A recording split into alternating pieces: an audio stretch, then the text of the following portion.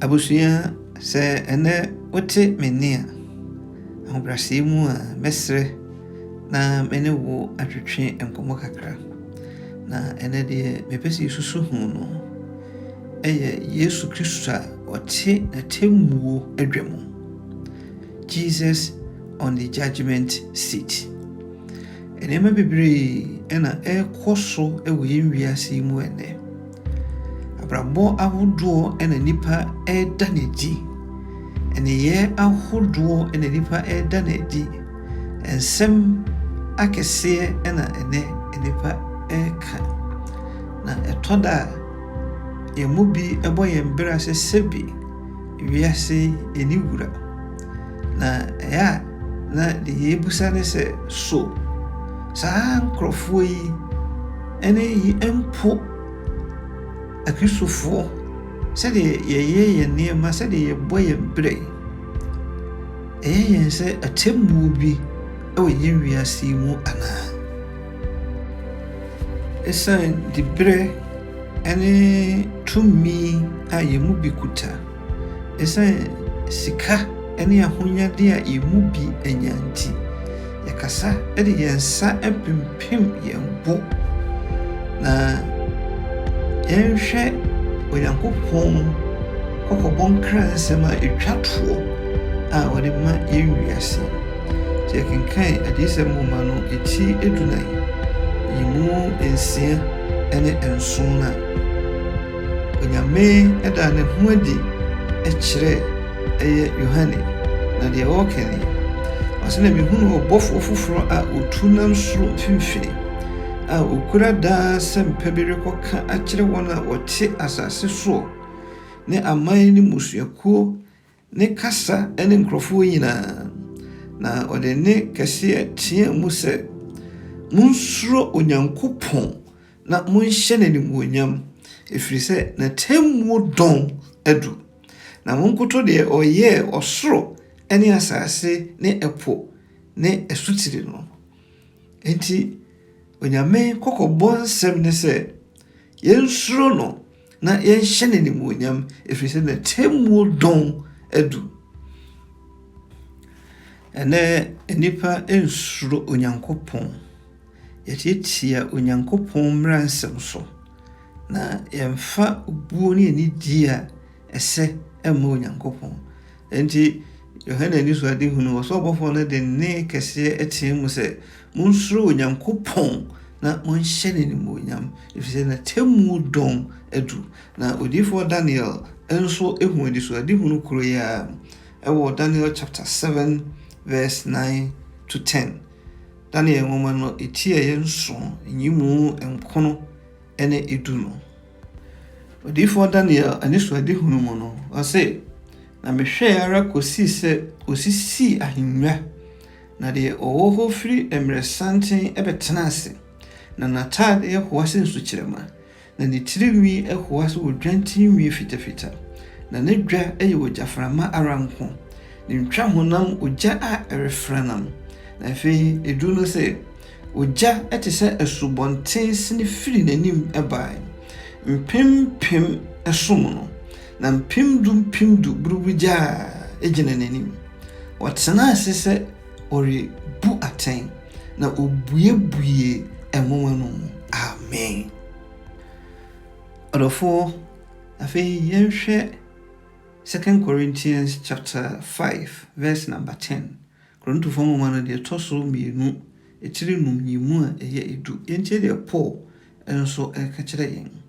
ose na etwa se yenyina yakopie Kristo atemuo adwa no anim ho na obiara enya de wonam ni nipadua so yeye no papo bonio se de oyeye no amen afei se yakoroma fomo no etidu nan nyimu edu miruna Romans chapter 14 verse number 12 Paul esanka bibi wa ha ose enti afei yenyina bebu yen ho enkonta emako akire onyankopon orofo de yakenkan ne bebre eden ena yepe akire the Bible no train ya dream so yina ne say atemmuo bi eda hono ma train me no bi no yen wiase ewura yen wiase enna hokwa na de yebeye de yebeka ni yina yebebu ho akonta akire Onyankopon orafo na de ehu Onyankopon atemmuo yi ho ene se biara ensuma Onyankopon yakinkan Hebrew moma no eti a eye enan enyimudu miensana Hebrews chapter 4 verse 13 was it na eni abodie biara enne die nanim na ade nyina eho eda ho na eso ebue de yene no wo asem no anim de bia ene obetumi akwakohye baabi aye ne ya wope obetumi akobọ abrabo bia wope ewo summu baabi a osofo onhunu asore pani hu asafo babia enhunu nanso Onyankopon de yentimi mfa bibia ensuma no Bible say ene be nyina so abue na eho eda ho ewo nanim yekenkan wasankafo moma no eti edumienu enyimu dumiensa ene edunan na Ecclesiastes chapter 12 verse 13 and 14 yentie de Onyansafo Solomon eka ekire yen ose na asem no awieye de ya tie nyina ene se suro Onyankopon na di ne mmransem so na yei ene nipa nyina asede na ene ye nyina no Onyankopon ede beba atemmuo mu na de ehunta nyina nso papo bonio obuhu aten enti Bible say de ehunta nyina de ye osummu a onipa dasani bia hu na onko a pe na okohye ho na wo ye no Bible say Onyankopon anim de odi hunta enye yie asem kro yi a na Paul esi usudua e 2 Corinthians chapter 5 verse 10 yade kinkan dada o se etwa se yenyina yekopie Kristo atemmuo adwanenim ho na obiara enya de onam ne nipadua so ye no papo bonio se de wo ye enti abrabo bia wo bone ne bia odofo eya ba ugu adachi bia ebe so ama watwa se wudua papa obetwa papa na se wudua bone a obetwa bone obia nua mango ema enso pineapple da obi enua kutu ema enso apple da se wudua apple a eso apple na se wudua mango a saa ena eso mango enti aba ye gu nene no eno ena se Kristo ba yebetwa enti de ye ka de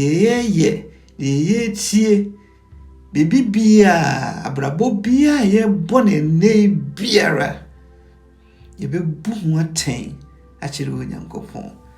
enhwe de Yesu Kristo eka ekire yen yakenkan ya free Matthew asempa no eti dumienu enyimu aduasa ensia Matthew chapter 12 verse 36 Yesu say na mesemo say asemhunu biara nipa beka no obebu ho akonta atemuda no enti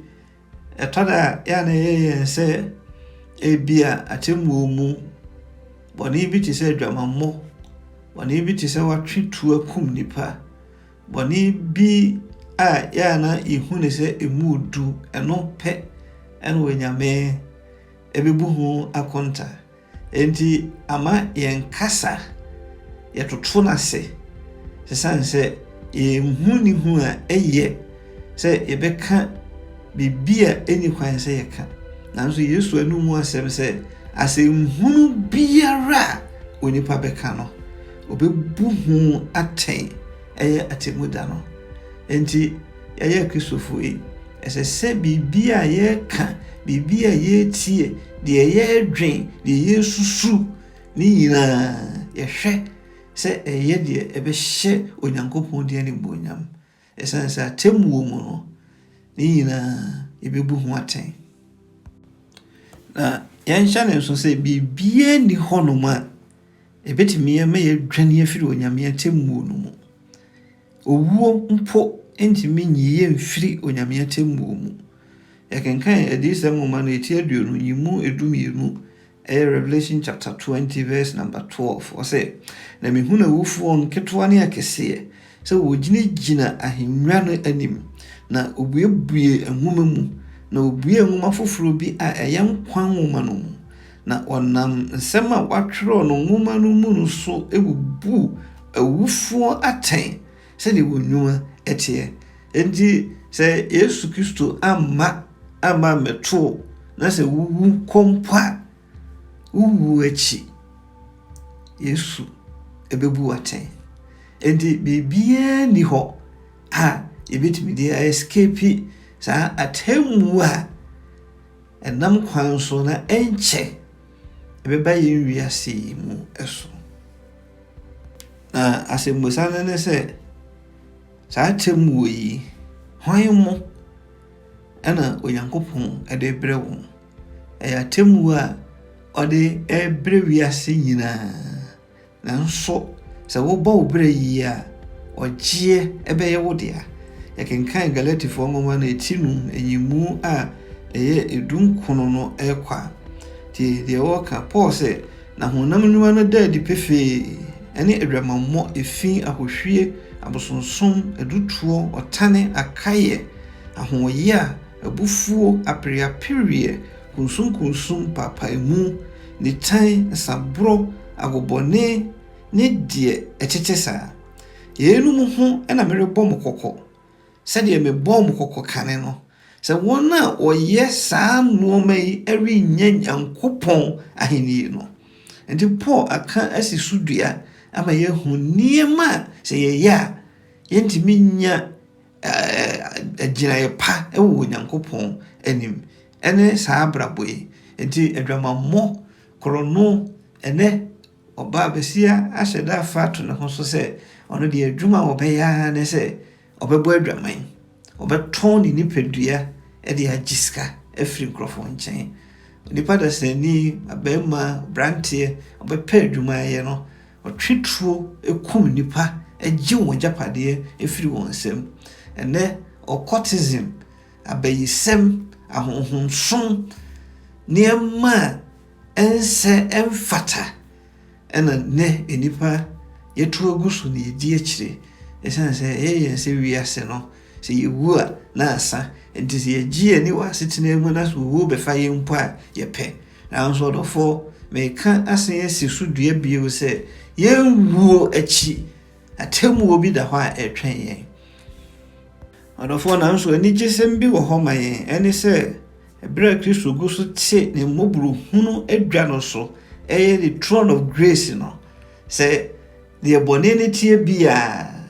sɛ yɛkɔ n'anim ɛwɔ ahunuo mu ɛwɔ adwensakra mapa mu a ɔde bɛkyɛ yɛn na ɔbɛyi yɛn bɔne na ɛwɔ yɛn ho no nyinaa na ɔde ne tenene atadeɛ no ahyɛ yɛn na yɛn ho ate ahoa ayɛ sɛ so kyerɛma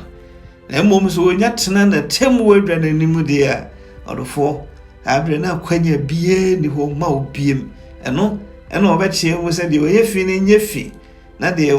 ɔntene no ɔntene ara san sɛ akwanya nyinaa aba awieɛ ama onipa asomafoɔ no mu atemi yɛnsa nyimu 19 no Peter kan sɛ enti mo nsakra madwene na monnane mo ho na wapepa mo bɔne enti sɛ yɛsakra yɛ adwene ne yɛdane yɛ ho firi bɔne ho a Onyankopɔn yɛ krado so ɔde yɛn bɔne nyinaa bɛkyɛ yɛn mempaebɔ sɛ bra honhom kronkron gu so kasa kyerɛ wei ka bɛyɛ si tie na wabrɛ waso ase na watie no na wadane wo ho afiri wakɔmbɔne ho na Kristo de wo bɔne akyɛw na opia anka bra ebi mu dwane firi n'anim no ka wode akukuduro apagya wo tie ahwɛ n'anim Nyame nhyira wo ɔnom mmoa wo na wɔnhu mmɔbɔ ɛwɔ Yesu Kristo din mu. Amen.